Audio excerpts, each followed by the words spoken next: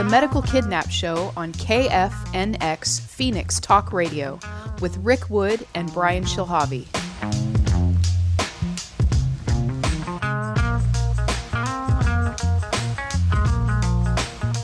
Welcome to the Medical Kidnap Show. I'm your host, Rick Wood. And I'm Brian Shilhavy, the producer of the Medical Kidnap Show. And I'm also the editor of medicalkidnap.com, which is part of the Health Impact News Network. The title of our show tonight asks this question: is Arizona a hub for child sex trafficking? So some of you may be asking, why are we dealing with child sex trafficking on a show about medical kidnapping? Brian? Well, that's a good question. In our first show last week, we established the fact that there are over 400,000 children in foster care in the United States today. What we know is that medical kidnapping is one of the primary ways that children are removed from their parents' home and put into the foster care system, which we talked about on our last show. Well, tragically, it's been pretty well established that most of the children sex slaves in the United States today who are being sexually trafficked come from the foster care system. Now, just this year, June this past year actually, Secretary of State Mike Pompeo delivered the Trafficking in Persons report. And this is an annual report put out by the State Department to document human trafficking in the past year. At that time, Fox News actually was running a 2-month series investigating human trafficking. And in those investigative reports, they stated that the United States is the number one country in the world when it comes to paying for child sex services. And there's other reports and sources that actually back up this fact. It's pretty well known. So Fox News actually quoted a guy by the name of Jeff Rogers, and he's the co-founder of the United States Institute Against Human Trafficking. And this is what he said, quote, "The United States is the number one consumer of sex worldwide. So we are driving the demand as a society. We're also driving the demand with our own people, with our own kids. So there are tremendous numbers of kids, a multitude of kids that are being sold as sex slaves today in America. These are American kids, American born, 50% to 60% of them coming out of the foster care industry," unquote. That's what Jeff Rogers said. These kids, going back to, this idea that kids from the foster care system, like he just said, these aren't kids who are like snatched off the street or kidnapped by some stranger. These are kids who have been taken and placed in foster care, supposedly to protect them. That's what he's saying, basically. Am I correct? We ran some older reports not recently, maybe a year or two ago. We actually ran them, but there were reports out of Kentucky. There was an investigative reporter in Kentucky that ran a series of articles, and he interviewed a whistleblower from CPS, which said, we get orders for babies. These rich people come to us, they drive through the poor neighborhoods, and they pick out the kids, and we just figure out a way to go in there and take them, and they end up getting adopted out. This is what happens in the United States today. I remember reading that story, and I was just utterly shocked. I mean, it seems like something from a science fiction movie or some kind of dystopian novel. It doesn't seem like that's something that could be happening here in the United States. Happens in every state. Now, last year, Newsweek is a major publication. They ran an opinion piece by attorney Michael Dulce from the law firm Cohen-Milstein.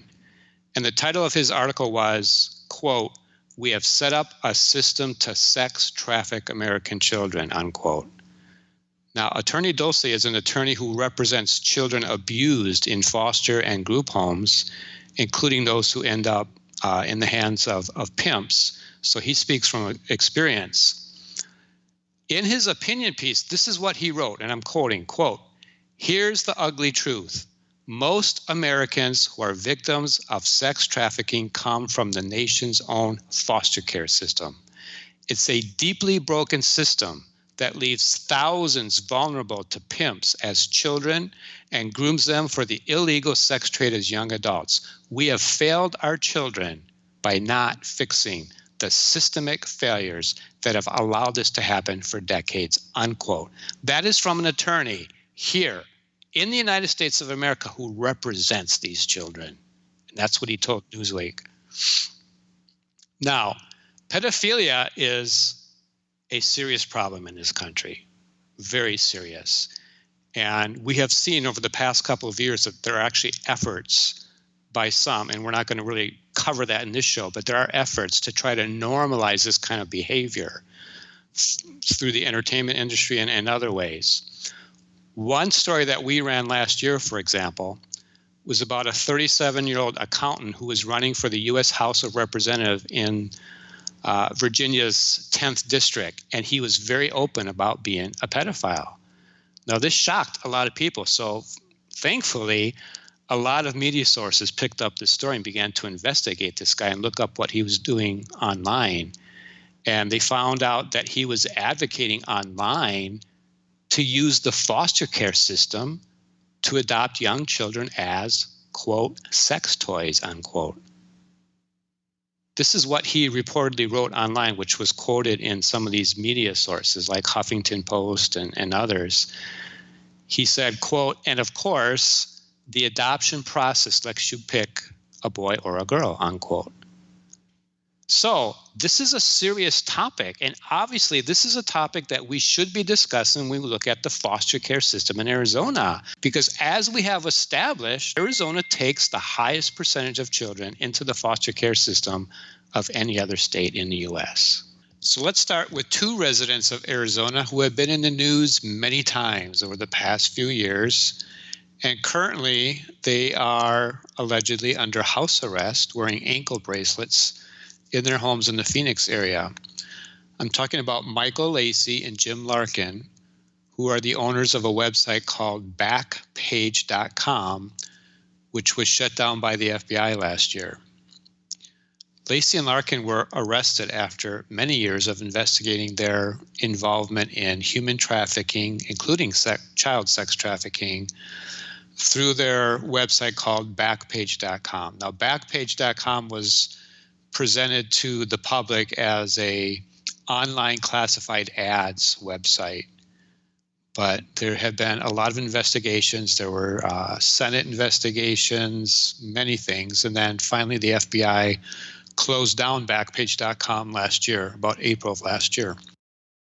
Now, according to court documents, most of the profits that Backpage earned were from illegal prostitution and child sex trafficking, allegedly bringing in over $500 million in sales every year. Now, during a Senate investigation in 2017,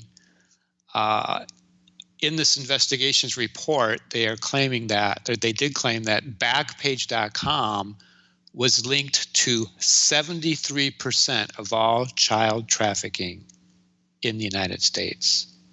What happened in order to really fight this is that a new law was passed last year. It's called the Fight Online Sex Trafficking Act, and it was signed into law by President Trump around the same time that the FBI arrested Lacey and Larkin and shut down Backpage.com. This bill had very strong bipartisan support. In fact, it passed the Senate by a vote of 97-2. And Brian, that brings us to our guest today. Our guest today is Neal Sutz, a father who grew up and spent most of his time and life in Arizona. Neal's an author, businessman, and film producer, and is best known for his work as a mental health advocate. In 2004, Neal sued Dr. Phil and Oprah Winfrey as a pro se litigant, meaning that he handled the entire lawsuit himself without an attorney. His lawsuit was a discrimination suit over the American for Disabilities Act regarding Dr. Phil's show, and he won his lawsuit, gaining national fame and wide media exposure at the time. While living in Arizona, Neal married into the Mormon church and then later tried to become a whistleblower in exposing child sex abuse within the Mormon church leadership. Neal's also written a book about his experience with his former Mormon in-laws called SOS, Scream of Silence, the unfathomable story of a father trying to save his sons. In this book, Neal documents how his career was destroyed and his 2 sons were medically kidnapped. Neal, welcome to the Medical Kidnap Show. Thank you so much for having me. So, Neal, tell us about how you married into the Mormon church as a non-Mormon, and what did your marriage into the Mormon church in Arizona reveal to you? Well, in brief, I was 39 years old. I had been a best-selling author and a filmmaker and advocate in the mental health rights industry for quite a long time. And I was meeting a lot of people. And very briefly, a colleague of mine who I knew rather well knew the woman that was going to become my mother-in-law. That would be Helen Creamer Bradford. And long story short, Helen had seen both of my films, my feature film, Human Like You, and my documentary, Chill Life, both dealing with my recovery from bipolar II disorder, the state of mental health in Arizona and America. And she wanted to meet me, and she wanted to introduce me to her daughter, who apparently had a history of mental health issues, but apparently was doing quote unquote stable. So we met, and a young woman holding a little baby seat with a little tiny baby in it. That baby ended up being my son, Corey. He was 5 weeks old at the time. And I introduced myself to Helen, to the mother, and to Courtney, who ended up being my wife and then now my ex-wife.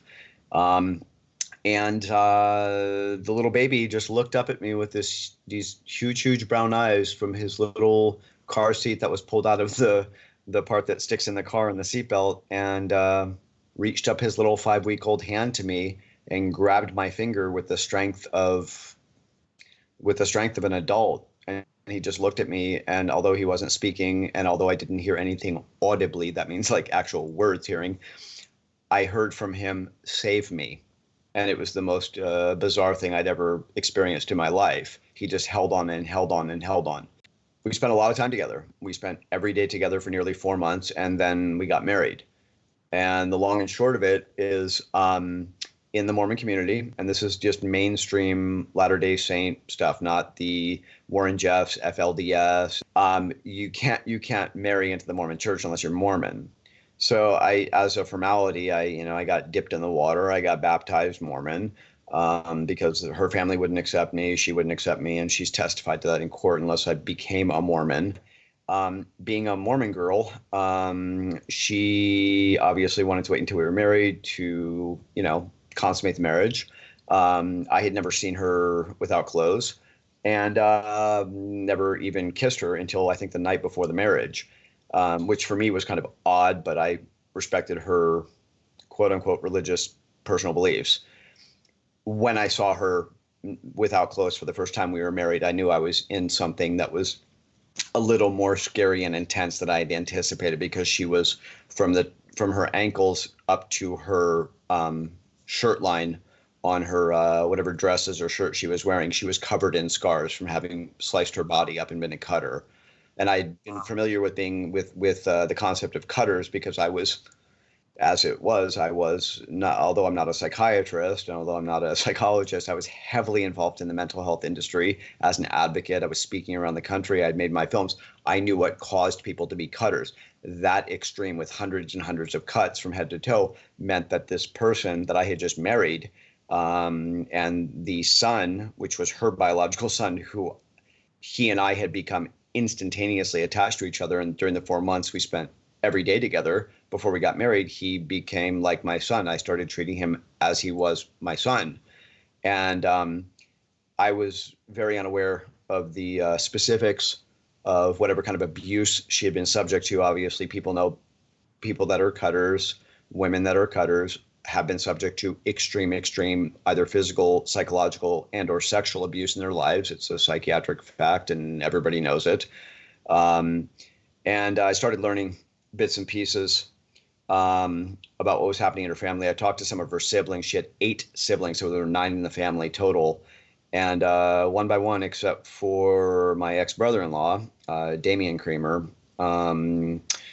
they all told me they had been ritualistically abused sexually by the biological father, Donald Creamer, who had passed away a number of years before that, as well as by an older sibling in the family who I then learned was Damian Creamer, the oldest brother in the family. First from having seen her body and then having learned the specifics from actual testimonials to my face from her next oldest sister, who had told me she had been raped and abused and satanically abused and sexually abused, and all the other ones who are a lot of them very high profile people in Arizona. There was no way I was going to leave this baby, even though he wasn't biologically mine.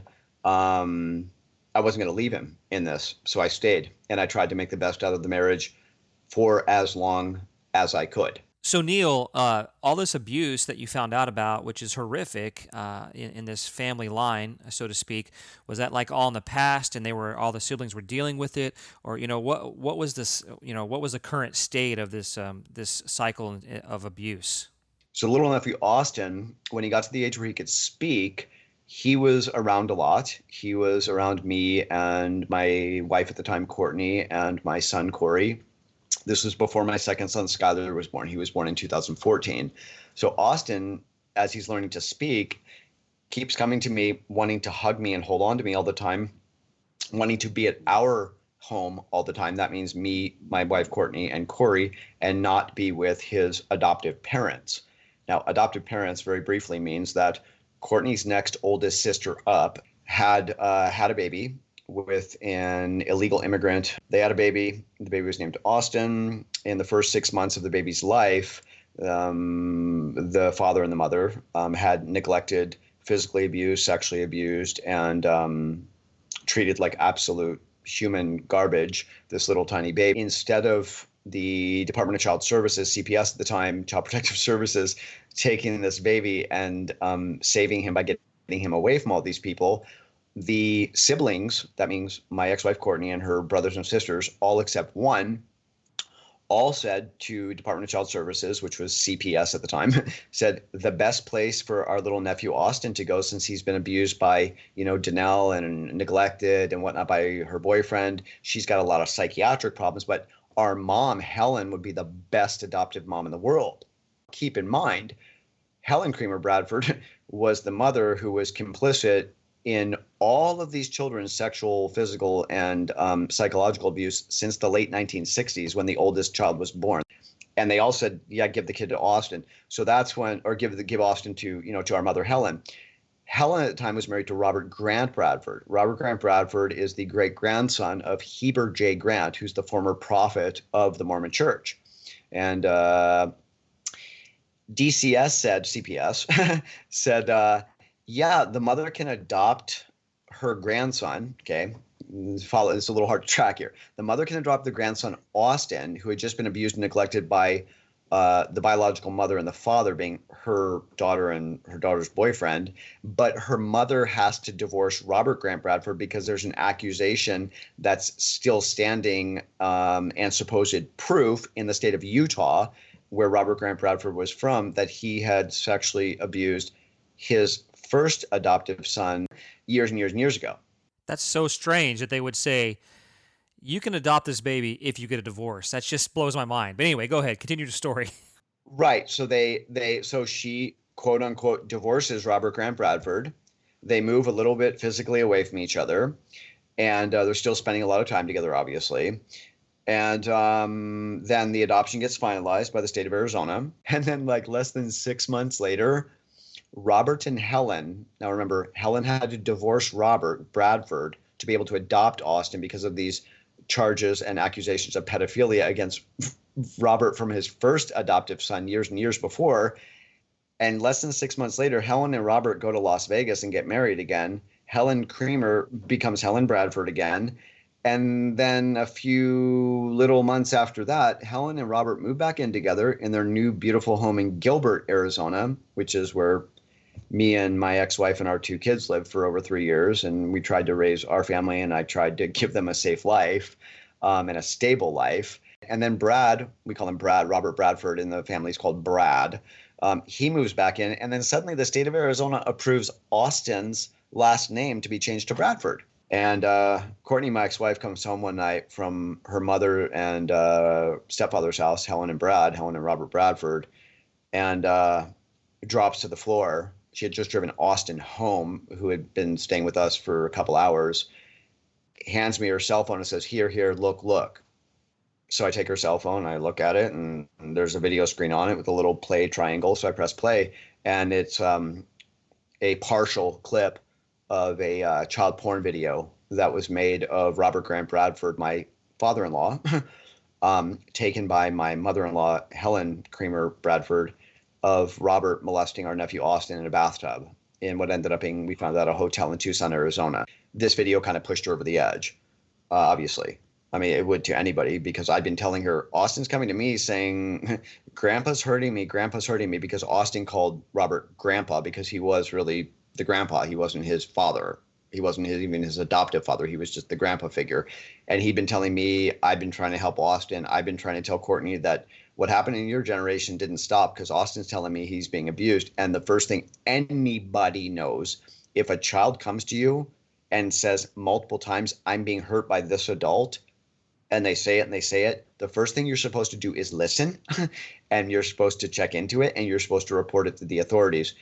So Courtney, my ex-wife, finally saw proof on video of everything I'd been trying to convince her of, and everything Austin had been trying to say. So Neal, what happened to this video? I mean, do you still have it? Did you turn it into the authorities? What happened with that?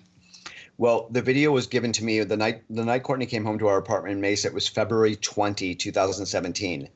I immediately told her, I said, Court, that's what, friends call Courtney as Court, and she was my ex-wife at the time, but we're still together raising two kids. I said, Court, we're going to turn this in. I'm turning this in right now to the police because I've been telling you, and Austin's been telling me, Austin's been telling me this has been going on. And I knew this hadn't stopped in your generation. So she said immediately, I don't want to give it to the police. I want to give it to the bishop in their ward. So that means the bishop in the Mormon church in their local neighborhood. So my parents can get counseling on how to be better parents and refrain from this kind of behavior. Now, she went to sleep that night. I made a copy of the video because I knew this was beyond messed up at this point. This was a Stockholm syndrome thing that I couldn't even wrap my head around. So 3.5 days later, I was pushing her, not physically, obviously, verbally. We have to turn them into the cops. She said, I don't want to turn my parents in. I want to send them to the bishop, blah, blah, blah. She ended up giving the video under my strong direction to a worker at DDD, the Department of Developmental Disabilities, who oversaw Austin's therapy because Austin had obviously a lot of problems. So he was, had a DDD caseworker. And the DDD caseworker apparently was married to a Gilbert police officer. So long story short, I always kept a copy of the video because I was so suspicious of this family and what was going on and how I saw everybody they were connected to in Gilbert and Mesa and Tempe and Phoenix for years. But all that happened afterwards, it was a knockdown, meaning I got knocked down and couldn't get back up in Arizona. Within 72 hours, basically February 20, she gets the video. February 23rd at the night, I finally convinced her to give it to somebody who's in an authoritative position. February 24, the Gilbert police go visit Robert and Helen and Austin at this house, at the house where they lived in one of Damien's homes. And 72 hours after that, Robert came to our apartment complex, said whatever he said to use his influence in Mesa, because we're in Mesa, which is where the Mormon temple is. Actually, the Mormon temple that his great-grandfather Heber Grant built, and we got kicked out. We got evicted immediately. We had always paid our rent. Everything was good, but they made up excuses and they got rid of us. So we made the move to start to figure out what we were going to do to save and protect our family. So where is Austin now? So where is Austin now? That's a very good question. I never saw Austin again after the night he went home from our apartment in Mesa to Robert and Helen's house in Gilbert. The thing with the police happened on the 23rd. They went there the 24th. Apparently Austin was quote unquote removed from the care and custody of Robert and Helen. I wasn't told when. I wasn't told why. Helen and Robert were never charged. They were never arrested with any crime. But Austin doesn't live with them anymore and hasn't for a long, long time. So it was obvious to me at this point. It was obvious to me that this Robert Grant Bradford and Damien Creamer and the entire Creamer Bradford family and all of their companies and all of their family members had inordinate amounts of power because, I mean, I had been falsely accused in 2012 when I really tried to come out publicly with the fact that there was massive sexual abuse going on in this family for decades. And even against Austin at the time, I was saying he's even being abused. They had then come back and accused me. There was a DCS investigation. I learned that Robert Grant Bradford, as far as the Mormon church goes, being the great grandson of the former prophet Heber J. Grant, this man I learned through looking in court records, Maricopa County Superior Court criminal court records, and looking online and reading the New York Times. He was actually the money man while he was a prison chaplain at a downtown jail in Phoenix, Arizona in 2002. He was the money man and the man that bought the gun in the 2002 attempted and almost successful assassination plot on Sheriff Joe Arpaio and former governor of Arizona, Jane Hall. And he literally skated, while he conspired with 3 other men who were already in prison, one who was in there for crimes against children and these life sentences, these guys, for the crimes they've committed. He was the prison chaplain. He skated with unsworn falsification, got mild probation, and that was the end of it. And the man he bought the gun from ended up being an undercover detective for the police who was tipped off by another guy in prison that this was going on. The guy skated with unsworn falsification, got mild probation. And I'm thinking, wait a second. He tried to kill Sheriff Joe Arpaio and the governor of Arizona, conspiring with already imprisoned massive criminals and felons, one of whom had been in there for massive sexual crimes against children. And he was a prison chaplain. And funny enough, as a prison chaplain, although it's not funny at all, the guys that he gave his lovely Mormon counsel to as the prison chaplain, they were all a bunch of pedophiles who were in there. So Neal, obviously, at this point, you're up against some very, very powerful forces. And as we know, we've actually written a couple of articles on your story, and you've published a book over 200 pages that really goes into detail of your story. So at this point, you feel like the best option for you and your family is to go to Switzerland, right? So why don't you tell us a little bit about that and what actually happened when you got to Switzerland? Why did you decide to go to Switzerland? What happened? Just kind of summarize what happened when you got to Switzerland. Okay, well, we decided to go in February 2010. We find the video. She has a total breakdown. She doesn't come out. She doesn't come back to reality. We've been talking about Switzerland. We go to Switzerland because I was born in New York, so I'm American, but I also was born to a Swiss mother, so I had Swiss citizenship.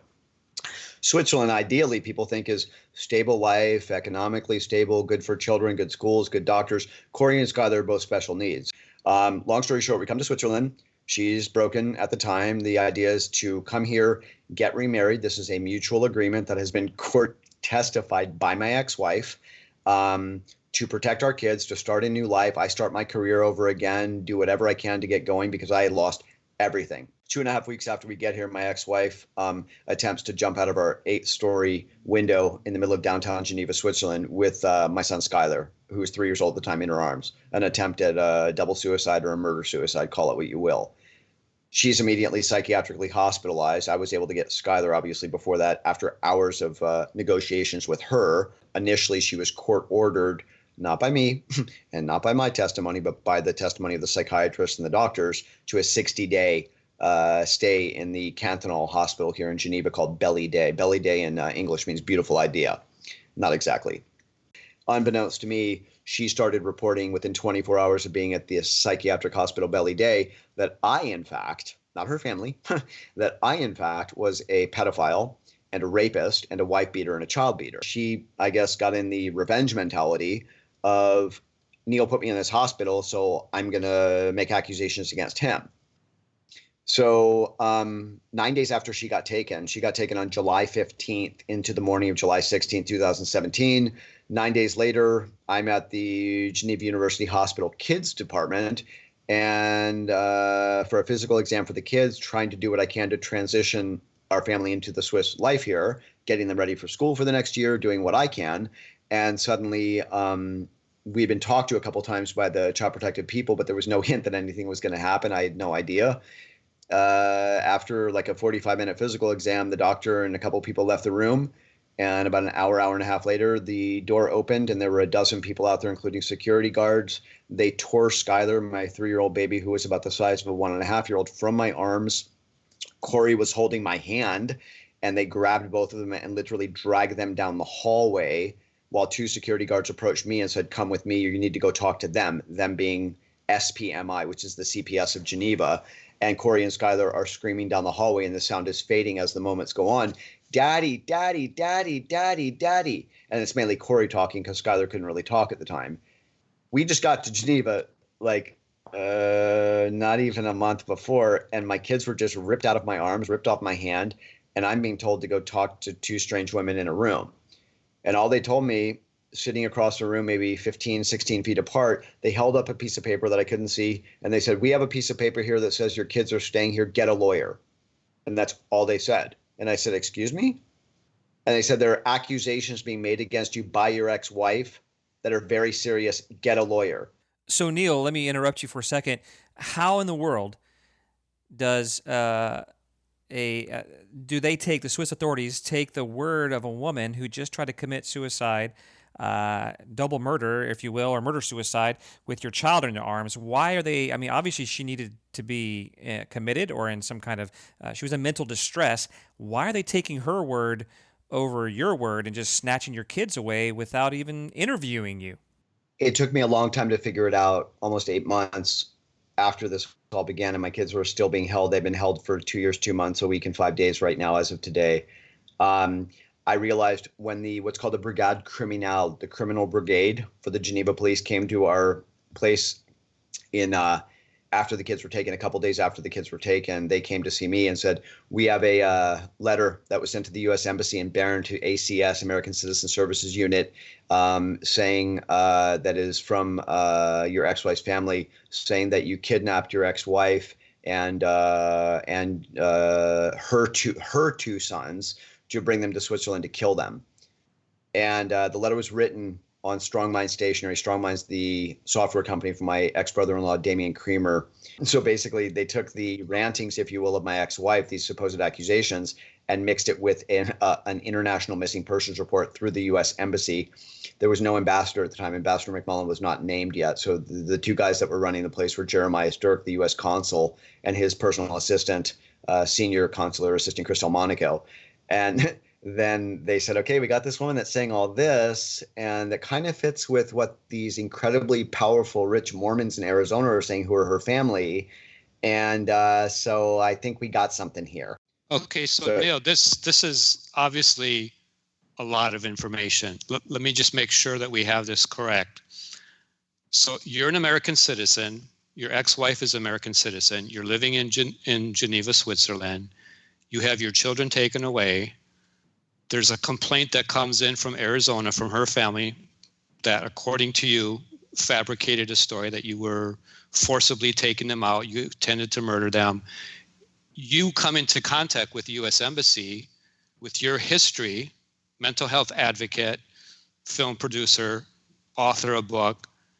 And if I'm understanding what you just testified to, they start helping your ex-wife, who is at the time, at least in the beginning, was confined to a mental institution. They start helping her instead of helping you. Is that correct? Are we understanding that correctly? That's actually correct. What it took me a long time to learn is that the role of ACS, American Citizen Services Unit, at the U.S. Embassy in Bern, representing the U.S. government and supposedly protecting the rights of the American citizens, their role was actually to help negotiate immediately and instruct the people here in Geneva to give me, this stable parent who didn't just try to commit a double suicide, who's trying to get the life started with our family here, to get me my kids back, help her in whatever way she needs help with the treatment, but just not get involved in the matter. So yeah, that's basically the way it went down. So, Neal, here we are 2+ years later, right? You said you gave me the countdown exactly. 2 years, how many days? Yeah. 2 years, 2 months, a week, and 5 days. So here we are that much time later, and where do we stand? Now, I know that you have a lawsuit pending as well, but your boys are still not with you. So tell us a little bit about that lawsuit and what's going on with your efforts there to, bring this to justice, if you will. I ended up filing a $200 million pro se, meaning representing myself, writing my own pleading and complaint because I was trained as a paralegal, and that's how I sued Dr. Phil and wrote my own complaint in federal court and won in that case. I sued my ex-mother-in-law, Helen, my ex-father-in-law, Robert, my ex-brother-in-law, Damien, who are all the ones who have made false international missing persons reports, written dozens of letters here of defamation, as well as my ex-wife, Courtney, who's living back with these lovely people, supposedly, although she's MIA, and all of Damien Creamer's companies, including Strongmind, Primavera Online, Primavera High School, all of his companies, for $200 million for defamation under libel and slander, using as proof in the pleading, in the complaint that I presented to the court and submitted to the court. I'm only using the proof of things that they've actually written, or police body cam interviews when they were meeting with the Gilbert police while I was here. My ex-wife had gone back there defaming me directly to the police. And they ended up, if I was supposedly this nobody who had imagined all of this, the question that I asked when I got their response to the pleading through the court, why would they hire the ex-solicitor general for the state of Arizona? That means the man who was hired by Attorney General Brnovich to be essentially the attorney for the state of Arizona, Dominic Dre, who had just stepped out of his public position back in March or April of this year. Now he's a private attorney with Greenberg Traurig, a humongous law firm. Why would they hire him and another law firm in California who come in pro hoc vice, meaning out-of-state lawyer coming into Arizona, to defend a supposedly frivolous $200 million defamation lawsuit? Now, Neal, I just want to clarify, because I know we're moving fast and we're trying to present a lot of information, but you filed a $200 million defamation lawsuit in Arizona against your former in-laws. Mm-hmm. They go out, and you filed it by yourself. You didn't have an attorney help you. You did it, as you said, pro se. Mm-hmm. They go out and they actually hire the former Solicitor General for the entire state of Arizona to defend this case. That's what you said, right? That's exactly what I said. Well, Neal, it kind of begs the question. It seems obvious, but I'm going to ask it anyway. I mean, you're listing off these powerful people. How much power, do these Mormon leaders, these higher up Mormon businessmen and women, the family of your ex-wife, how much power and influence do they have in politics to be able to cover up not just your issue, your crime against you, but about other child sex crimes, alleged child sex crimes? How powerful are they? A few days after this went down and my kids were ripped out of my arms and kidnapped here in Geneva sanctioned by the Child Protective Services and the juvenile court here, I called my ex-brother-in-law, Damien, and I called the secretary and I said, I was really angry. I said, I want to talk to Damien right now.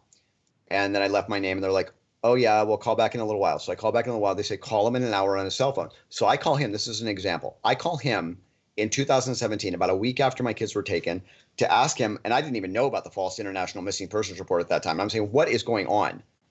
I call him, and a Chandler police officer answers his personal cell phone, harasses me on the phone, and ends the conversation with, don't ever bother the Creamer family again. Click.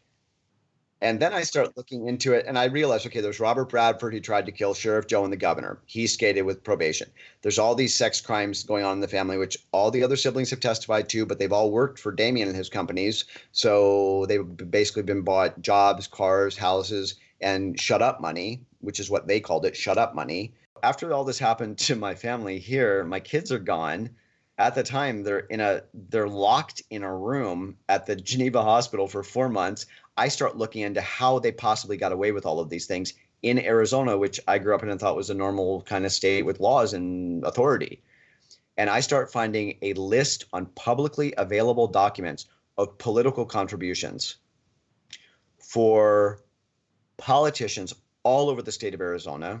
And the list goes from my ex-brother-in-law, Damien Creamer, his company, Strongmind, FlipSwitch, Primavera, family members who were given money by him, because none of the rest of them are rich in the family, to make donations in their name. Doug Ducey, the governor of Arizona, took a ton of money. The list goes on and on and on and on. And find out in the end, a lot of these people who he's given, Damien Creamer, my ex-brother-in-law, has given money to, are all his neighbors in Paradise Valley. Like Governor Doug Ducey, Bill Montgomery, Lacey and Larkin, a Backpage. They're all here. Got the Chandler police answering his personal cell phone when I called to ask him, what did you do here that made this happen? and I get threatened by the authorities for trying to get answers from my ex-family-in-law. And I have found hundreds and hundreds and hundreds of thousands of dollars of donations across the board on the Republican side primarily, because the Mormons generally tend to be Republican. Although, so I can make a really clear point here, the one Republican that the Mormons have not been for at all, which is Donald J. Trump, who's the only one that's ever done anything and is doing anything to protect children in this country. And we all know that Mitt Romney tried to get into the White House, and he is a neighbor, if you will, down the street from one of my ex-family-in-law's homes in Utah, near Park City. They're all tied together. They live around each other, or they live with each other, or they make political contributions to each other. When you asked me before, what did you do with the video? Whatever happened to the video? I went as high as having the FBI from Washington, D.C. contact the FBI attaché in the embassy in Bern, having heard that the supposed video disappeared in evidence in Arizona, and then found out that the Gilbert police officer who supposedly looked at this video reported it to DCS, CPS of Arizona, as it was really nothing. It was just an old man in his garments, that's the Mormon underwear, in his garments in a bathtub with a young boy who was also dressed. That's not the way the video was. They were both naked, and they were not just sitting in a bathtub wearing their garments and clothes. And I went as far as getting a special agent with Attorney General Brnovich's office in Arizona, who was supposedly so interested he was going to stop all of this. This was going to end, to interview me after the FBI attaché here had taken the video, sent it back to America. And then funny enough, that guy just disappeared too and never wanted to talk to me again. And I start looking into the political contribution situation, trying to understand how my ex-family-in-law, who I knew had a lot of massive issues, and there were at least a couple of serious criminals in the family that were already proven to be criminals, especially Robert Graham Bradford for trying to kill Sheriff Joe, and skating on that. I started seeing political contributions everywhere. Damian Creamer and his family and his trust donating to Governor Doug Ducey's campaign, involved with Eddie Farnsworth, who's also in the charter school system, who's also Mormon in Arizona, involved with Glenn May, who's another Mormon who's in charge of the charter school, who's on top of the charter school industry, tied in with Bill Montgomery, the Maricopa County attorney, who was supposed to have looked at this case and didn't do anything with it, even when I contacted him, did nothing at all. Just buried the whole thing. And then ultimately, the last contact I had with anybody, any authority in Arizona, was with a special agent, the top special agent for Attorney General Brnovich's office, who deals with sex crimes against children. And he said, oh my gosh, this is a serious, serious thing. And I can't believe that the video you gave to the FBI attaché in Bern never got back here. And we need to talk to you and interview you right away for this so we can get these people prosecuted. This is very serious. This is very, very serious. And then he never took the call. And then I called him back, and the secretary said, oh, he had problems reaching you. So I gave him like 2 numbers and an email. Never heard from the people again. So then I started looking on a larger level, because this is Switzerland and that's America. These are 2 countries. And then I found out that the Mormon Church, the Church of Jesus Christ of Latter-day Saints, which is actually called the Corporation for the President of the Church of Jesus Christ of Latter-day Saints, which is a corporation, had 2 of their highest up figures, the president of the Relief Society, a woman who's the top woman in the church, if women can actually attain status in the church, in a very misogynistic environment that they have, with essentially 2 seats on the United Nations here in Geneva. And so I remember that Mitt Romney, who had tried to run for president, so I look into Romney and I find out that for Mitt Romney's presidential campaign, the money went the other way. 2 of his top 10 donators to his political campaign were Bank UBS, Union Bank of Switzerland, and Credit Suisse, the other second largest bank in Switzerland, donating over $1 million that I've been able to find in public documents to Mitt Romney's campaign to become president. And if you look at President Trump's financial contributions from who gave him money, you don't really find people like that. You don't find the Swiss banks giving him money. You don't find leaders of the Mormon Church giving him money, because obviously they were all giving their money to Mitt Romney. And then you also find on the list of people who gave Mitt Romney inordinate amounts of money to get him into the White House, which means to get a Mormon leader into the most powerful position of anybody in the free world. You find Kirkland Ellis, the law firm, the national law firm, okay, for which Dominic Dre the ex-Solicitor General of Arizona, the same attorney who's the attorney now defending my ex-family-in-law with regard to the $200 million defamation suit for the defamation that's being used still against me over 2 years now from them to keep my kids from coming home to me, to be safe, to stop being abused, to stop being molested, to stop being neglected, to stop being used as pawns. And they're all tied together. And up at the top, they're actually tied to Mitt Romney. And it's proven and it's undeniable. You can't deny political contribution records that are audited by the U.S. government and third parties. It's a scary, scary, scary, powerful group of people that will stop at nothing for, and this is not a conspiratorial term, for world domination. And they're doing it. It's proven. They're doing it with the UN. They're doing it in politics.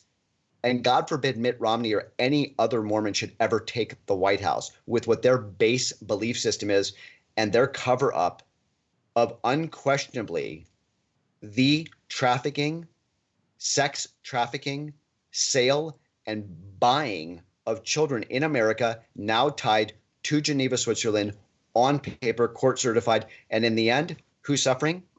Corey and Skylar, my sons, who they never want to get back to me, who they still want to traffic back to Arizona, back to Utah, back to the Mormon church, my ex-wife's family, but definitely not get back to me where it's been proven they would be safe and have a good, happy, stable life. Or they're just going to keep them in a group home here, or as the psychiatric experts, quote unquote, are saying in Geneva, they're just going to give them away in a couple weeks to a foster family here and cut off all my rights. I don't even see them anymore because I talk too much in the media. And now, because I've talked too much and they took all my time away from my kids and me at the group home where they're being detained, now that I've talked so much and they took it away, now I'm going to keep talking until I get them back, because this is the only way to save my kids, to let everybody on the planet know. Look into it yourself and look fast, because it's real and it's not a joke. That's our show for today. Thanks for listening to the Medical Kidnap Show. See you next week.